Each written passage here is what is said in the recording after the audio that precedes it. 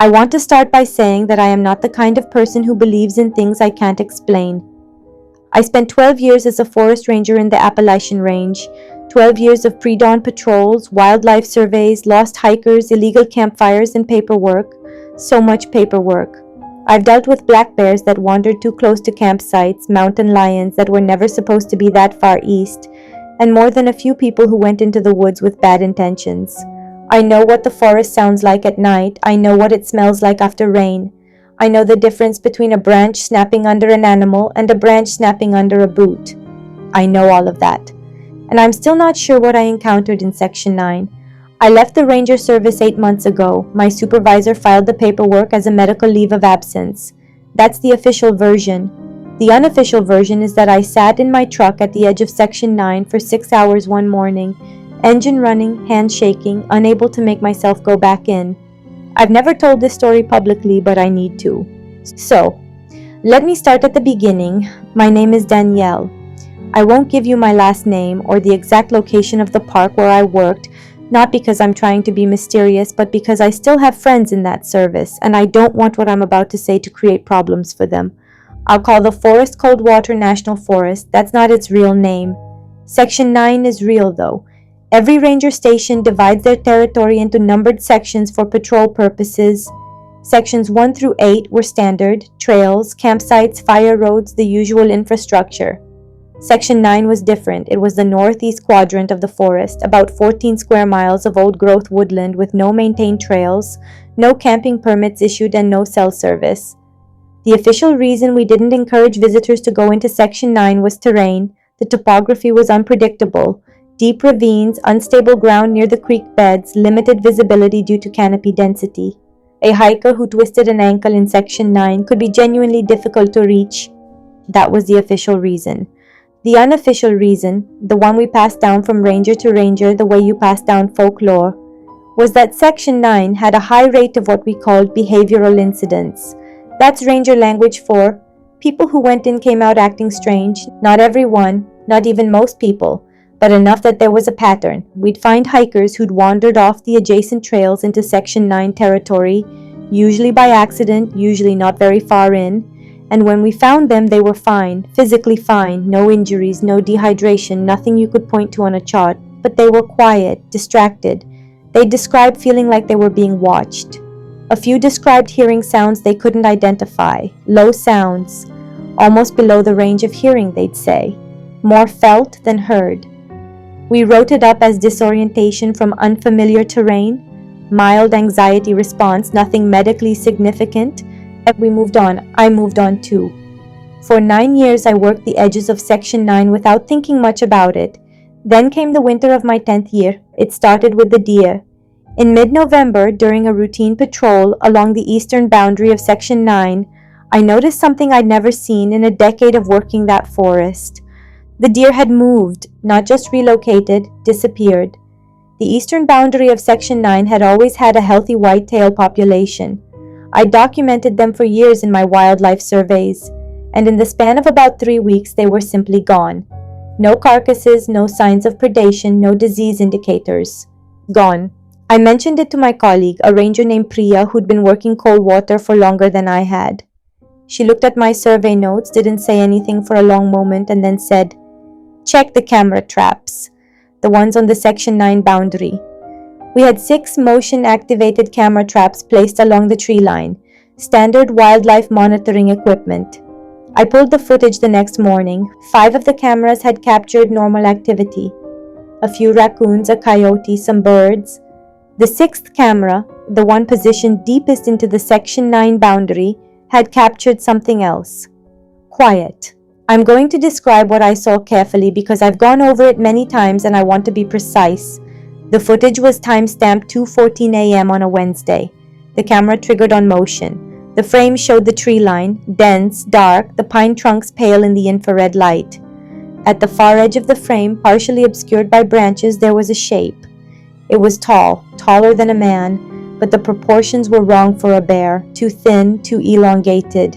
It wasn't moving when the camera triggered. It was standing still, at an angle that suggested it had been facing the camera for some time before the motion sensor activated. which meant it hadn't triggered the sensor by moving, and something else had triggered it. I watched the footage 4 times. The shape didn't move for the entire 30-second clip. It simply stood there at the edge of the trees at 2 in the morning in a section of forest where the deer had stopped going. I showed it to Priya. She watched it once, then she handed the tablet back to me and said very quietly, "Move that camera back 50 meters. I asked her why. She said, "Because whatever that is, it doesn't like being watched." I moved the camera. I told myself it was a bear with mange, or an unusual shadow configuration, or a technical artifact in the infrared imaging. I moved the camera and I tried to let it go. I couldn't quite manage that. The following February, a hiker went missing in the Section 7 adjacent trail. Standard search and rescue. We organized a grid search, brought in volunteers, and found her 26 hours later, approximately 2 miles into Section 9 territory. She was physically unharmed. She was sitting at the base of a large oak tree, completely still, staring at nothing. When we reached her, she didn't react immediately. It took several seconds before she seemed to register our presence. Her name was Carolyn. She was 53, experienced hiker, had been walking that trail for years. She told us she'd stepped off the main path to photograph some fungi. She was an amateur mycologist, and then had gotten turned around in the fog. That was plausible. Fog disorientation was common, but then she said something that stayed with me. She said, "There was something pacing me the whole time. I could hear it moving parallel to me, just inside the trees.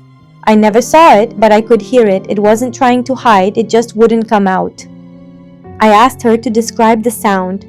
She thought about it for a moment and said, "Like something very large, walking very carefully, each footfall deliberate, like it was choosing where to put its weight." Quiet. Quiet. I wrote it up as disorientation and auditory hallucination secondary to stress. Standard language. But that night, in my truck on the drive home, I thought about the camera footage, the shape standing still at the tree line, and I thought about Carolyn's words. It wasn't trying to hide, it just wouldn't come out. I started doing something I'd never done before in my career. I started keeping a personal log, not the official incident reports, a separate notebook handwritten that I kept in my truck. I began going back through my memory, writing down every behavioral incident I could remember from my years at Coldwater. Every hiker who'd come out of Section 9 territory looking wrong. Every piece of wildlife survey data that didn't add up. Every time a colleague had made an offhand comment about the Northeast Quadrant and then changed the subject. By the end of March, I had 14 pages. There was a pattern, and it had been there the whole time. I just hadn't been looking at it as a pattern. I'd been looking at each incident in isolation, explaining it away individually because that's what you do. That's what the job trains you to do. When you see 14 of them lined up in a handwritten notebook, the individual explanations stop working. I brought the notebook to Priya. She read it over the course of an hour. When she finished, she set it down on her desk and looked at me with an expression I'd never seen on her face before. She'd been a ranger for 22 years. I'd seen her deal with wildfires, with a fatality on the North Ridge, with a poaching ring that had been operating in the forest for 6 years before we caught them. I'd never seen her look uncertain. She said, "Danielle, there is something in Section 9. I don't know what it is. I don't think anyone knows what it is. What I know is that it has never directly harmed anyone. And as long as we don't go looking for it, I believe that will continue to be the case." I asked her what she meant by go looking for it, and she said, "I mean, don't go into Section 9 at night. Don't set up cameras inside the boundary, only on the perimeter. Don't respond alone to any incident reported from that quadrant. And if you hear something that sounds like it's mimicking a voice..." She stopped. I waited. She said, "Don't answer it." I followed Priya's guidelines for almost 2 more years. I want to be clear about that. I am not someone who ignored a clear warning and then acted surprised at the consequences. I was careful. I was methodical. I stayed off Section 9 at night. I kept my cameras on the perimeter. And then, on a Tuesday night in late October, the radio crackled with a call from a trail volunteer who reported seeing someone walking into Section 9 from the northern access point. A child. That changes things. Every protocol, every personal rule, every rational guideline you've constructed for yourself, all of it dissolves when someone reports a child walking alone into the woods at 9 p.m. I was the closest unit. I radioed that I was responding and drove to the northern access point. The volunteer was still there, a retired teacher named Herb who did weekend trail maintenance. He was white as paper. He said the child had walked through the beam of his headlights and into the tree line. He'd called out and the child hadn't responded. He'd been too afraid to follow. I told Herb to stay at his vehicle and call for backup on the radio. Then I took my flashlight and my first aid kit and I went in. Quiet. The first thing I noticed was the silence. Not a comfortable silence, not the usual quiet of a forest at night, which is actually filled with small sounds, insects, the rustle of small animals, wind in the upper canopy. This was a different kind of silence, an absence, like the forest was holding its breath. I called out for the child, no response. I moved deeper in, sweeping my flashlight in arcs. The beam lit up tree trunks, root systems, the pale undersides of leaves. I had been in there for about 8 minutes when I heard it. Quiet. It was a sound. I know that's inadequate as a description, but I'm going to try to be as accurate as I can. It was low, below the frequency you'd normally register as sound. You felt it more than heard it, a slow rhythmic vibration that seemed to come from everywhere and nowhere.